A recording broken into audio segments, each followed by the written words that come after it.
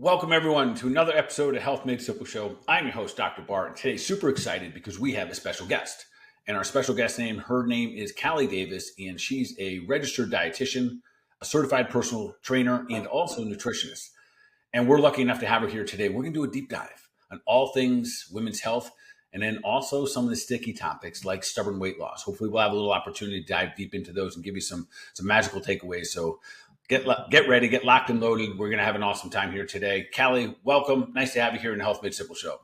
Thanks so much for having me. I'm super excited to be here and just dive into all of the topics and fun things that we have planned to chat about today. I think there's so many topics out there that get thrown out and so much confusion around. So hoping that this can kind of bring people back to more of a space to find some answers. Awesome. And that's certainly part of what I want to tackle today is sometimes the confusion that happens, doing this for a long period of time. One of the biggest inhibitors is confusion. But before we even get into that, I'd like to have this conversation about nutrition, quite frankly. We'll just call it food. And just overall, what do you think? And I know this is part of your background. I know you've worked with different food-related, we'll say, issues or topics or diagnoses that people may have when surrounding the food conversation. What do you think the overall relationship is that people have with food? Just in general, if you had to just talk about relationship and food, what would you say? I would have to say it's pretty poor. I come from the background of working with eating disorders for a little bit, and now do more of like the whole picture, whole body picture of nutrition. And I feel like whether it's from the eating disorder world or just, your average American, average person that we run into now, the relationship that they run into is pretty poor. And I think it starts at such a young age too. It's like food becomes this like reward cycle or punishment. And we like deem food to have all of these like moral values to it that it should never have had in the first place. And we like give it all this emotion and thought and extra things that really, I feel like, don't serve us. And then we get into the cycle of like, okay, well, cookies, let's go there, let's talk about those things. And it's like on the surface, yeah, they're probably not the best, but then we like put them into this cycle of like a reward program. And it's like, oh, we do something great. Let me go give myself ice cream. Let me go reward myself with this cookie. Let me reward myself with this Frappuccino. Whatever it is, it's like you get enough points in your Starbucks and it's like, ding, you win a free something. And I feel like so many times food just becomes this like cyclical cycle of like a reward. And then on the other side, we also can view it as like this punishment. And that's where a lot of people see it too, of like, we take out a lot of our emotions on our food that we're eating rather than just like recognizing for what it is of like the essence that like keeps us going in life and gives us the energy. And so we start to kind of take away the pieces of like what food actually is, and we give it this quality and this like moral value that it should have never had in the first place. So overall, don't think it's great right now and the way that people are going. That's really interesting to think of it as reward and punishment. I know in the health world, generally, when we think that, or when we're making suggestions to have people curve their diet a little bit and pull out maybe, let's just call it ice cream or cake or something like that, often people feel as though this is a punishment. Mm-hmm. And I think you're absolutely right, speaking to that component of, we forget sometimes what food is. I remember the first time someone said to me, well, Bart, next time you go to eat, ask yourself, are you emotional? Are you stressed? Is something going on? Or are you hungry? Like, which one is it? And man, that has stuck with me forever. Just that thought process walking through there. Do you find, so what are some of the bridges? Is it that type of conversation? So I agree with you 100%. I think that generally we've been taught to use food as kind of like this tool to change how we feel, quite frankly. Mm-hmm. Whether it be, if we're sad, make us happy. If we're happy, then reward ourselves and make it a little bit, extend the happiness. What do you think some of the tools are, or the acknowledgments that we maybe could put in play to help that individual just first recognize and then even move forward? Yeah. I think the first like big one is recognizing that our bodies are like really awesome.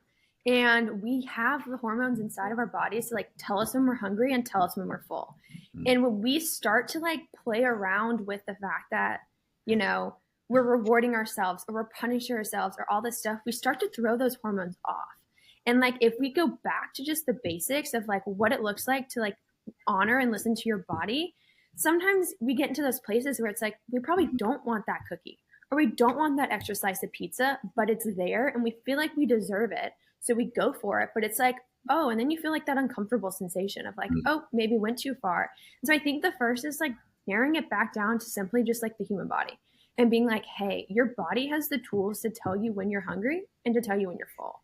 And it's like when we stop honoring that, our body stops honoring us and it stops wanting to really like give us those signals too. And it starts being like, well, now you're trying to take control of something that I've had control of and I actually know how to do really well. And so I think that kind of can stem to be factor one of like really looking in at yourself. And it's like, are you trying to manipulate and overdo or underdo something that you know your body is naturally really good at? Obviously, there's a lot of nuance there because a lot of people can be like, yeah, and that can get sticky for sure.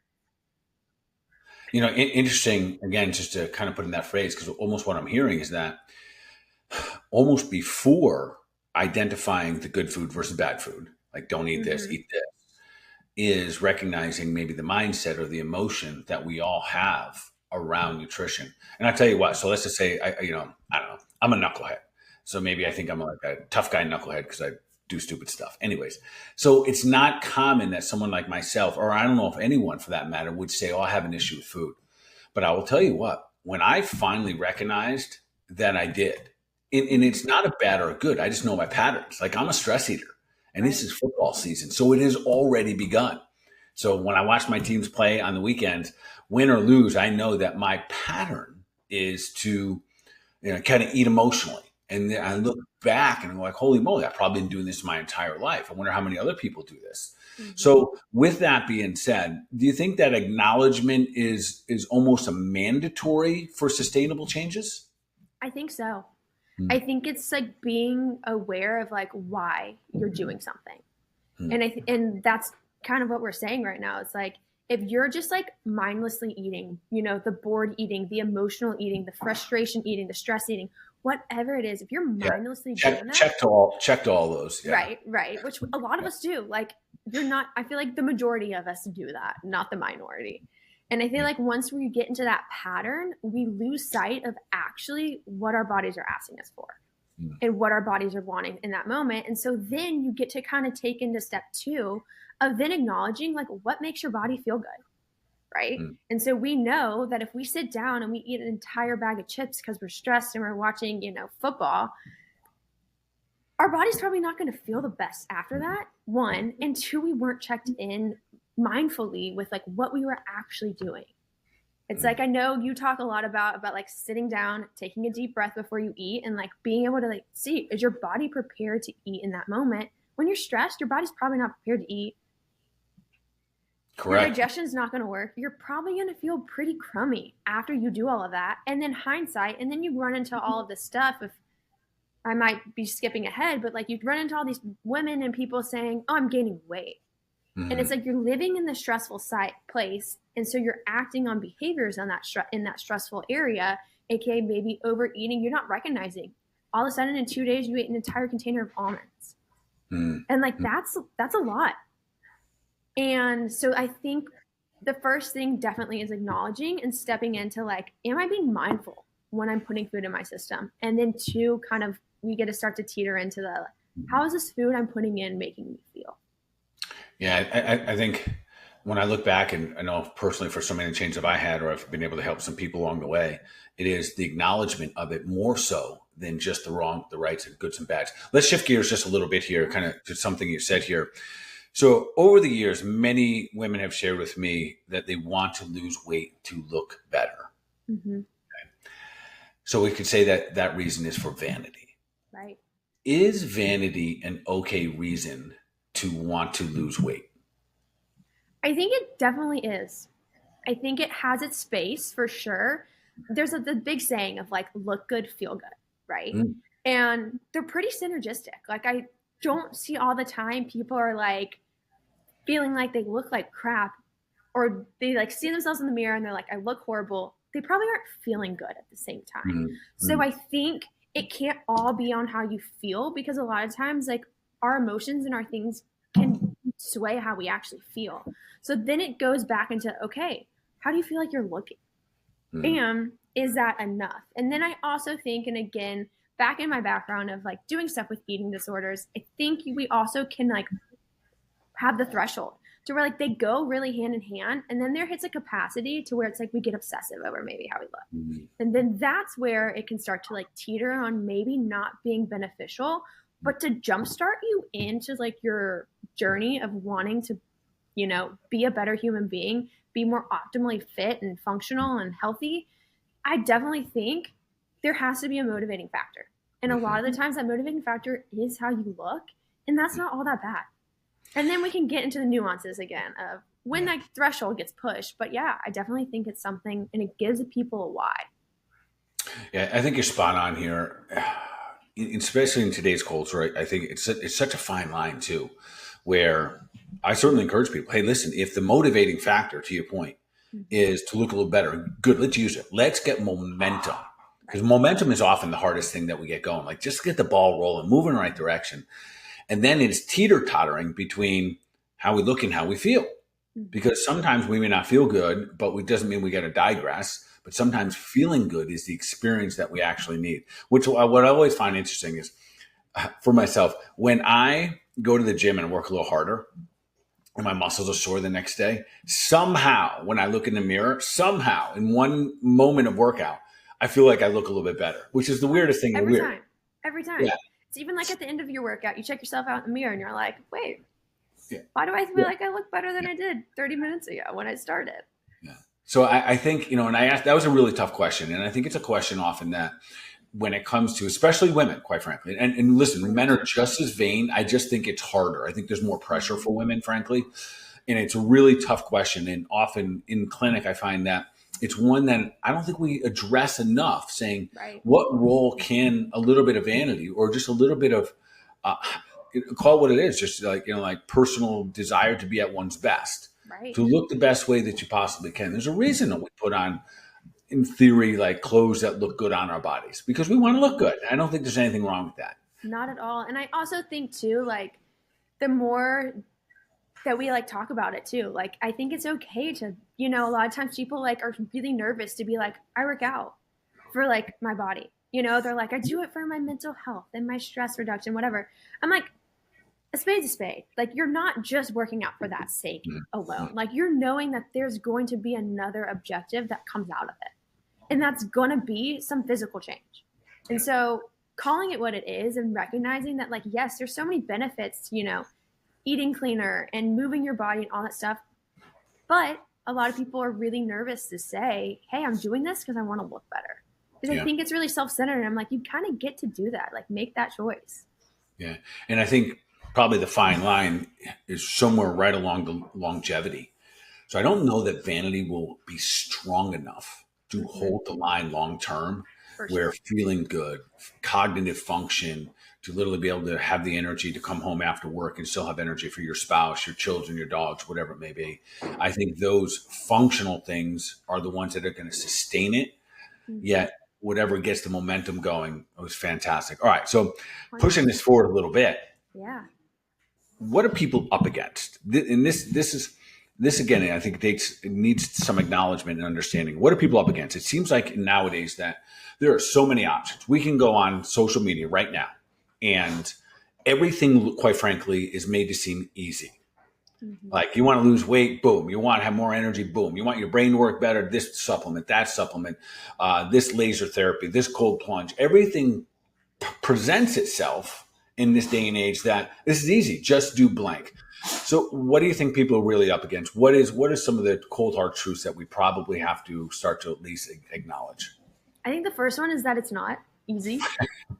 I think to like be in the space of like feeling your best, looking your best, doing your best, optimizing every capacity that you can is really hard. If it were easy, and I know it's like such a cheesy saying, but like if it were easy, everyone would be doing it. We wouldn't have these issues that we face in hospitals with chronic conditions and having people have all of these comorbidities going on right now if it were easy, right? And so I think the message that gets portrayed, and I don't think a lot of it's not wrong, but a lot of it is like oversimplified to just do this or just do that. And it's like there are actually so many pieces that you have to find to your puzzle. And then I also think a lot of people run into, they see somebody, let's say women get on social media and they see this influencer who's doing something. One, that person probably lives and has a totally different life around than what you're doing. So what they're doing to make it seem easy is probably easier for them than it is for the average person to do. One, and then two, that's them. And I think a lot of times people are like, I want to look like that person. And I don't think that's like a wrong thing, but I think we lose the fact that like we each are our own individual. And so we each have our own looks and stuff. Like not one person has been created the same, right? Even down to like your identical twins, they have their differences. And so I think when we start to run into the places of like, do this one thing and you'll look like me, do this one thing and you'll get the results like X. It's like nobody's going to be able to replicate what you've replicated. And so it's taking all of these little pieces, knowing that it's going to be really hard and finding out what works best for you. But along the way, like needing support to how to do that. And I think that's where a lot of the people too, and like the health world have gone awry is they're like, let me create one plan that I can give to everybody. And I think that's like where we lose like the human touch of the fact that every human is so different. And one plan is what works for you, Bart, is not going to be what works for me. Right. And like recognizing that and knowing those things about ourselves and being open to the fact that like it's going to take trial and error and it's going to take learning more about yourself to figure out really what works and knowing that it can't be this quick, easy fix. I think is what really people are up against. I think spot on. And that acknowledgement of that, you and I are not the same. The biggest difference is I'm a male, you're a female. And this clinically, and you again across the the entire market space of social media, I think this is often lost in a lot of the messaging. What works for a man and what works for a female are entirely different. I see, a lot of spouses will be like, well, my husband, he did this for 12 days and lost 12 pounds, and it just doesn't work that way. To that topic right there, the difference between men and women, what would your input there be? I mean, down to just like what we have inside of our bodies. Like we have different organs, we have so many different things that are producing different hormones, producing different levels. Also, women, I feel like, I mean, we can touch on it too, but like you kind of said, like we sometimes care a little bit more about what we look like. We're doing more of the things to make ourselves look different or look better in our opinions. And we also have more hormones at play that are playing and causing different roles, and then they change dramatically throughout our lives. I think a lot of times people are like, I'm young, I'm in my 20s, and it's great that I have this like youth to my side, but then I work with a woman, who's in her 60s, and she's like, but I was doing this when I was 30. And I'm like, but do you know how much has shifted inside your body in the last 30 years to get you to where you are now? Like, have you appropriately approached the seasons of life that you've entered into? And I'm not saying you have to slow down, but I'm saying understand that physiologically you've shifted. And I think men, a lot of times, yes, levels shift and things change too, but it just looks on the scale of women looks really different. Yeah, you're spot on there. And I would encourage all women out there to listen to this. Give yourself some grace, especially as you go through the journeys of life where maybe you're into perimenopause and into menopause, because what you used to do in as your 20 and 30s or even your 40s, it's different as things go. And for guys, quite frankly, I'll say how it is. It's easier in two levels. One, if I gain 15 pounds, most likely no one says a word. No one says a thing other than maybe I just look bigger. Like some people might even think it looks better, right? Because I'm like not as skinny or something. Right. That it does not the same rule set for women. And I think it's important to your point that you recognize that literally we have different anatomy. We have different hormonal cycles month to month. I'll go as far as saying this: when we do a lot of programs, whether it be like a cleanse or a carnivore, for the average man, a 30-day program is going to get you rock star results. That same 30-day program has to be 90 days for women. And that's tough news to hear. Right. 90 days can be a long time to hunker down on something. 100%. All right. Again, it goes back to what we were saying, what people are up against. is that it's complicated and that it's going to be hard. And like, we are so in this like instantaneous gratification system. Our world lives in like, you go on Amazon, you click one button and it shows up at your door the next day. It's like we've gotten so used to just like having, I fall guilty of it all the time, of like, you just get it. And like, you get what you want when you want it. And then all of a sudden you're like up against yourself and you're like, why can't I get what I want when I want? And it's like, the body doesn't work like that. And like, our mind doesn't work like that. And everything that we're, and so, and then we give up. And then that I also think is a big piece too of like you said, women don't want to stick at it as long. It's like we get too busy. We have all these other things come into our lives and we're like, oh, we're doing our best. And maybe it's not. I think that brings me to what I think would probably be an important question is, what do you think the importance of accountability is? Because when I look out in the landscape, I know for myself, and especially as an adult, I think we all get, once we get into adulthood, there's almost zero accountability for how much we sleep, how much we eat, how much we drink, how much we exercise. It's zero. Like nobody gets to say, it's not like your mom or dad is no longer saying, hey, you should be eating that or go to bed, get some more rest, behave better. How important is accountability, especially when it comes to hunkering down for your health? I think, I don't think we can ever do it on our own. I think it's like so crucial actually. Because at some point the mind is so powerful, right? And at some point the mind is going to convince you that what you're doing isn't working and that you just jump ship. And you need to have the people in your life to say, hey, no, that's not the case.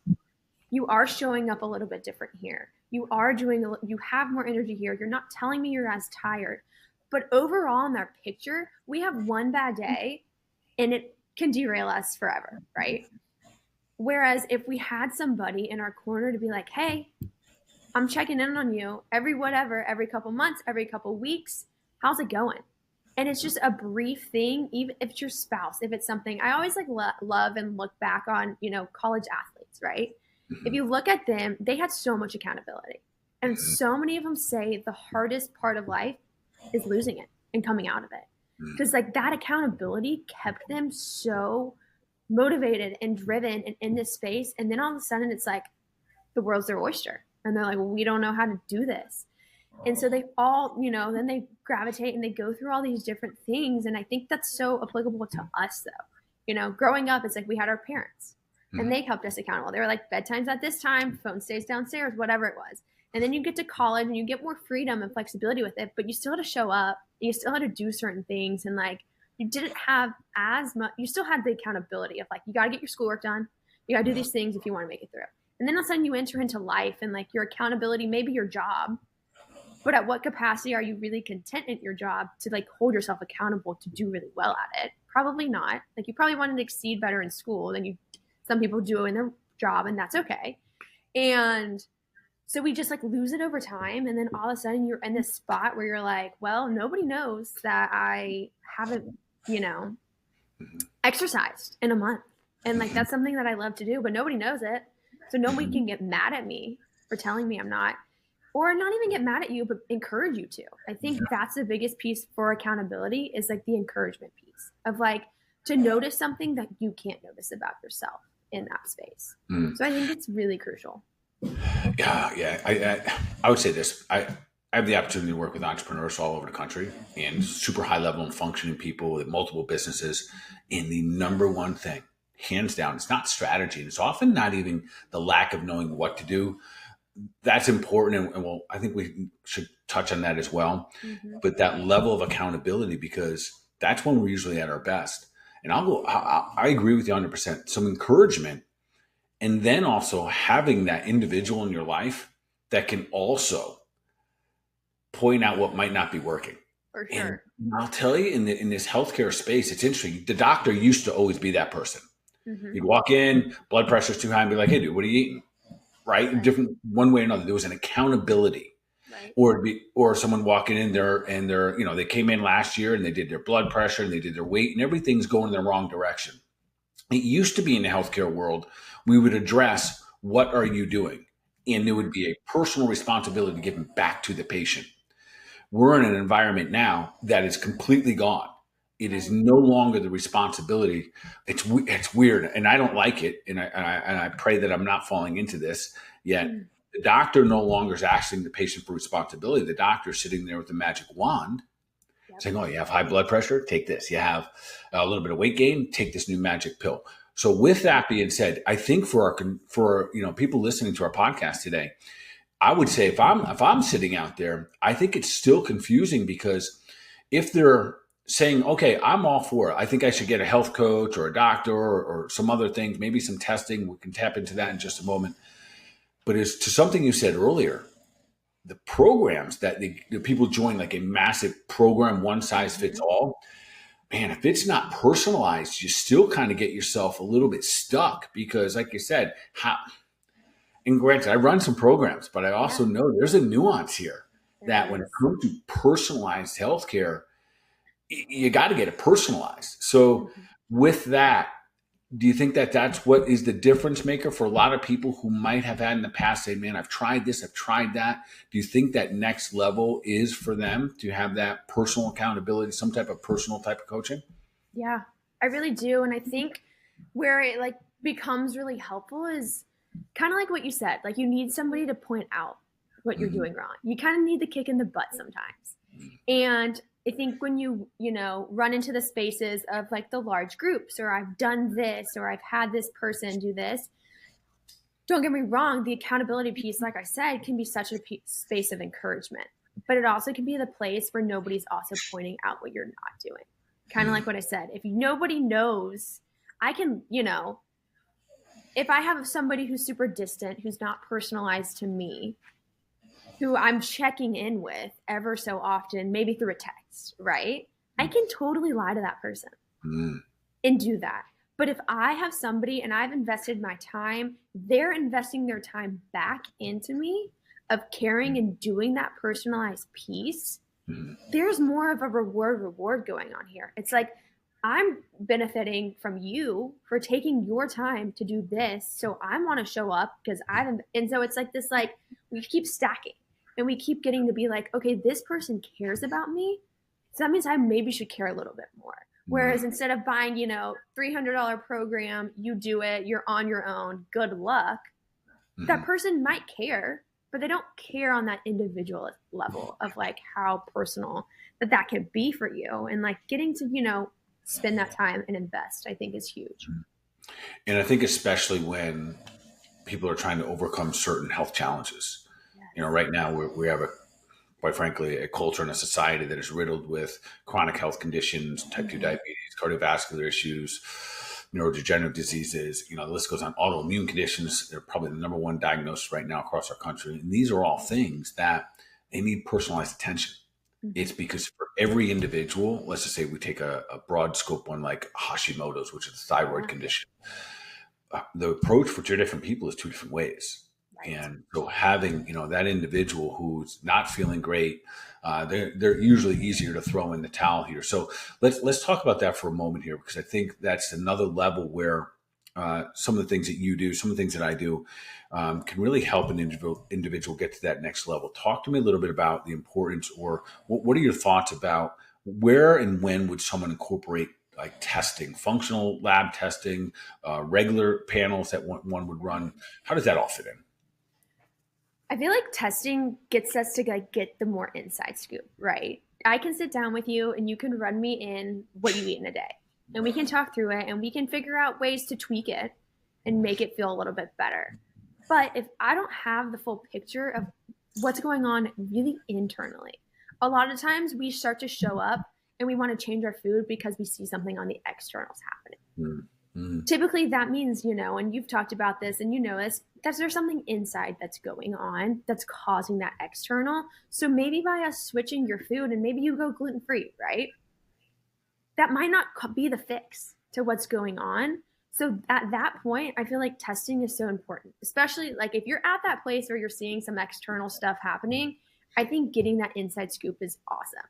But I mm, also want to flip it on the other side of even when you're feeling your best, that can be some of the best times to also get your labs done so that when down the road, I'm not even saying if, I'm saying when down the road there's something, because we're almost guaranteed at this point for there to be something to show up in our lives. We kind of know, okay, well, you had it all right here. Like things looked really good. What changed? And again, it goes back to that accountability piece of like what changed, because you were feeling your best, you were looking your best, your labs looked awesome. And we get that baseline to then get to come back to and see. And obviously things are going to shift and change as we age, and different labs are going to look different, and we may lose some hormones and we may gain some other things, and things are going to alter, but it gives us a better picture of like, okay, where are you when you feel and look your best? Mhm. And then when things go awry, what are we going to see that's inside? And like that, again, goes back to what you're saying, like that personal piece. A lot of times people miss running all of the right tests because they're like, oh, it's too much time, it's too much this, it's too much that. But really, that is so crucial for us to get the whole picture. And I know one of the labs you run is a comprehensive female or comprehensive male panel. It's the same one that I run on myself. And what I find is this: people ask me all the time, like, do I run labs on myself? And the answer is yes. I run them 4 times a year. For a lot of people, they think that's elaborate.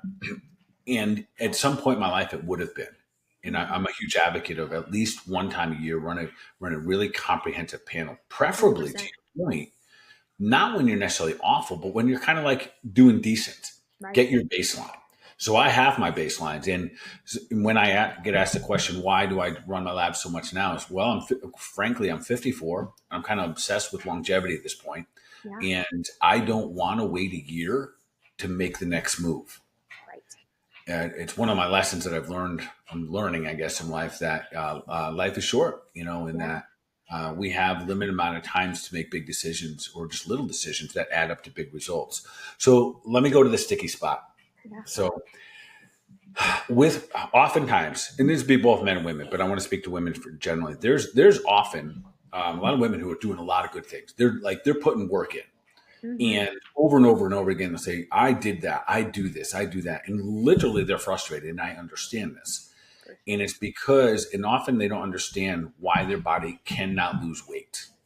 There are some particular labs. Would you dive into what those labs might be and and why they become so important for, especially when it comes to sticky or stubborn weight loss? Yeah. So I think a lot of it comes into, and we play around with them. I think a lot of it we dive into, those like the hormones. A lot of people get obsessed with their hormones, and but they don't really know what's going on. Mm. And so they could be really stressed, and it could be totally impacting some of their other levels going on. We also talk about their thyroid a lot. And a lot of people don't understand that that's a part of your endocrine system. And that's an organ and a gland that is producing hormones just like your ovaries are. And so when one thing starts to get taxed, the other one starts to try and pick up the weight. And so we start to see that kind of run into the place. And so people are like, well, I don't have, hypo or hyperthyroidism. But then you look at it and you're like, but you got some antibodies that are showing up and telling me otherwise. But they would have never known. You don't really get the audible, you don't get the full visual signs of that. Mm-hmm. So I think those are some big ones: running, testing what's going on, and then also understanding how it looks through your cycle, especially if you're still a cycling woman. Like a lot of times women get a snapshot or they do something quick to like maybe understand where they are in their cycle, and they might be trending in the right direction, and then all of a sudden they have like a couple months where the cycle is off and they're like, I thought I looked good, but we didn't get the full picture of what's going on. So it goes back to your point of like testing your labs and stuff throughout the year and at different points of your cycle if you're still a cycling woman, so we get a good clear view of what's happening at each one. So I think those are big ones. And then I think we can also go into, talking about brain and cardiovascular health. I think that plays a big role, and we get to start kind of looking into the labs that affect our hearts. A lot of people get crazily obsessed with cholesterol, and we know that it's so essential for the body, and they may be down regulating it by being on a medication or doing these things and being like, but I'm not doing this, and I'm all of these pendulums aren't swinging the right way. And it's like, what are you actually on, and how is it impacting your body?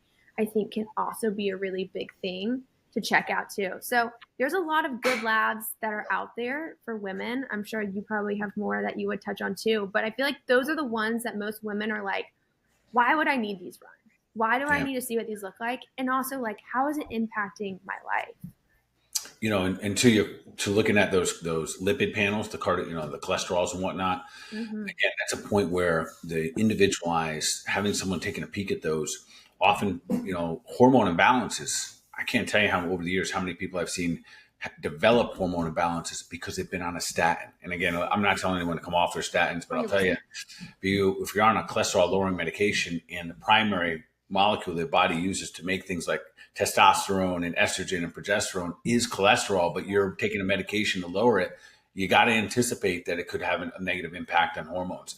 And we've talked before about insulin resistance, where that's the hidden one, and in clinic, so hidden, and that is the one that I think, unfortunately, it's not tested.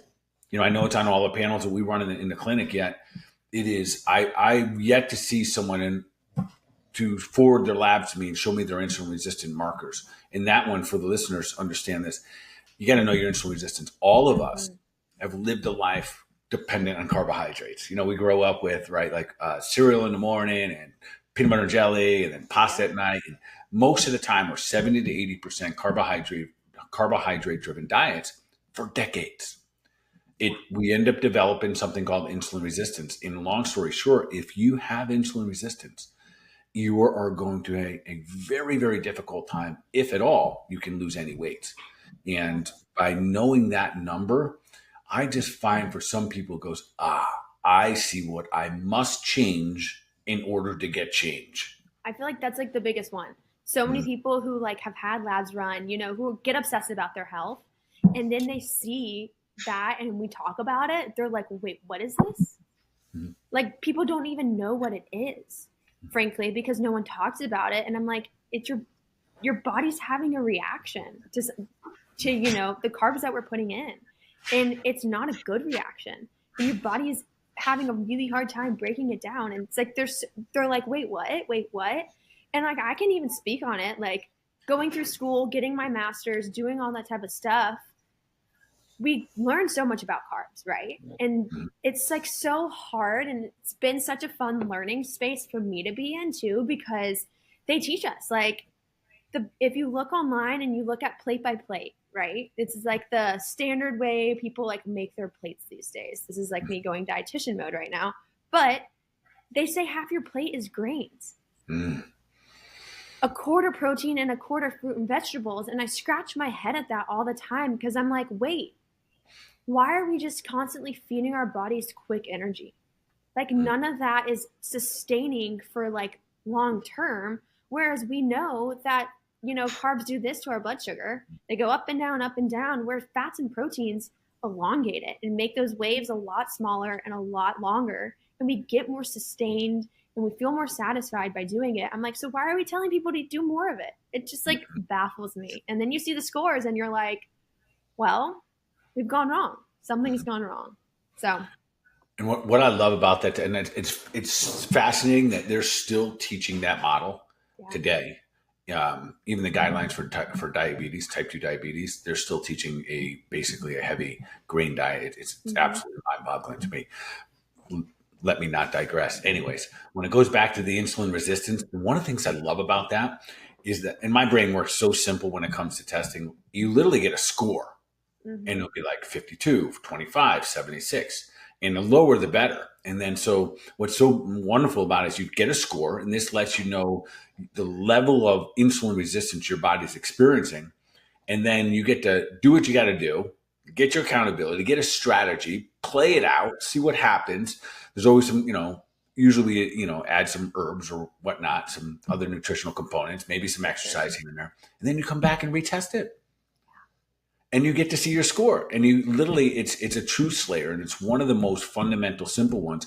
I'd go as far as saying this: it's, to me, more important than testing your cholesterols, because in terms of what it's doing to your physiology and your metabolic health, I think that is one of the simplest, most important things. Because if you have insulin resistance, all of those things, the lipid panels, the type 2 diabetes, cardiovascular health, they're all in danger here. All right.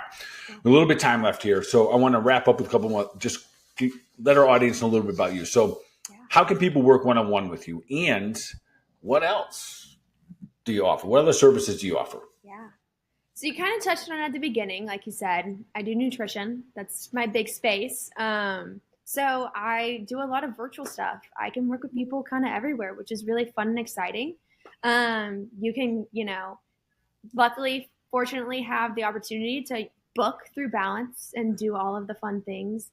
So you can always call the office and schedule, and we can chat and figure things out, run your labs, do all those fun things. If you're local to the area down here, I say local in 30A, Florida area, we offer, or I offer, personal training at our space. So if you ever are looking to kind of mesh the two, happy to do nutrition and training with you, and we can figure out how it goes hand in hand together.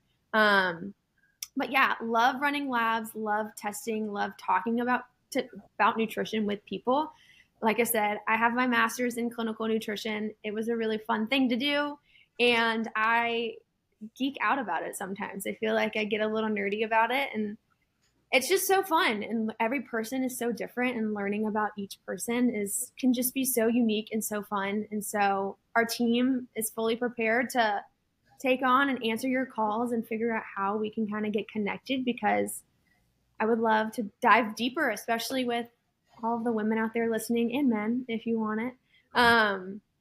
I just feel like there's a lost connecting point a lot of times with people. And so I love being able to just connect with you and connect with people. I feel like that, and just talk about ways that we can get better.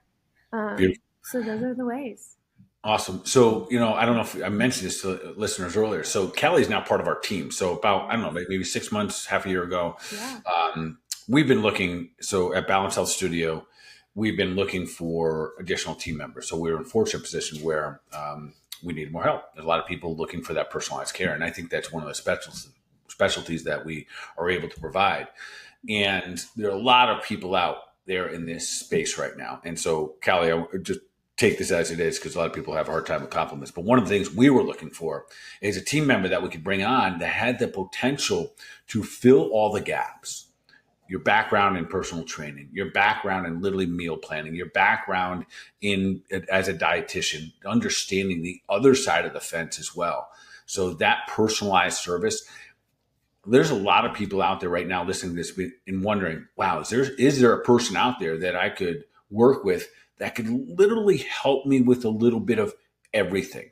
I like to call it be the quarterback for the team. Not everyone understands football. I'm a football head. So the quarterback is one who calls the plays and then holds the other players accountable for doing their jobs. Callie's an awesome quarterback. So we're proud to have her on our team, and excited that she's able to be with us and provide her services. So sounds like it's really easy. Just we'll put some links below. They can call, email the studio. You do Zoom. You can do it all over the country. If I heard you properly here, you can also order labs for anybody, anywhere. Correct. Mm-hmm. And again, Correct. male or female, doesn't matter if you're available to work. And if you are local and you literally wanted to get some workout sessions, maybe you want a workout plan. And I know you've put together workout plans for people that are not here. So Yeah. I know it's a little bit of everything, and that's why you were part of this team. So Callie, we appreciate you being here today. Thank you. We're going to do this again. We're going to go a little bit deeper in some other topics. I always want to kind of derail, but I want to keep it for our audience to kind of keep it focused and get an opportunity to hear some information from you. So thank you for being here. Thanks for being part of the team. And we'll have to do this again real soon. We will. Thanks for letting me be here, and so fun and grateful for all the opportunities. It's a blast being able to talk about these things and open the door and clear some confusion and, dive right in. So grateful to be here. Awesome. Thanks, everyone, for joining us once again for Health Made Simple Show. And as usual, make sure we're taking deliberate action for your mind, your body, overall wellness. Y'all be awesome.